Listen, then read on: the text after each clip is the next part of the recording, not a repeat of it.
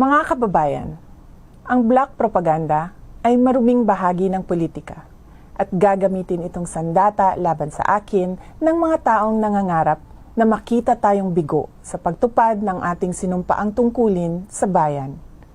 Nagiging mas matindi, mapangahas at desperado na ang mga paninira sa akin ngayon.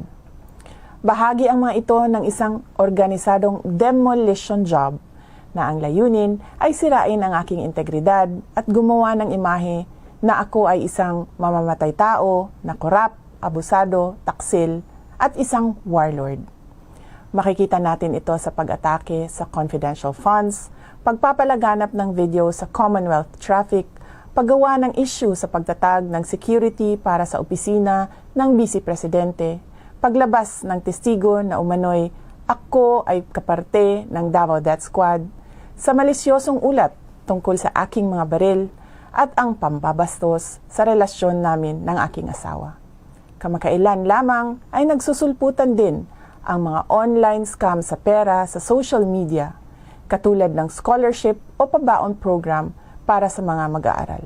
Sinisiraan ako para pagdudahan, pahiyain, at panghinaan ng loob. Nais nilang isuko ko ang aking sinumpaang tungkulin na magsilbi sa bayan. Ayaw nilang magtagumpay tayo para sa edukasyon ng mga batang Pilipino at para sa kanilang kinabukasan na nanganganib sa kamay ng korupsyon, kriminalidad, iligal na droga at terorismo. Taliwala ni ining tanan, daghang salamat sa inyong padayon nga suporta ug pagmahal. Magpadayon ko sa akong trabaho para sa kaayuhan sa nasod. Salamat sa inyong patuloy na suporta sa aking mandato na itaguyod ang pag-angat ng antas ng edukasyon ng ating mga kabataan. Salamat po sa inyong mga dasal.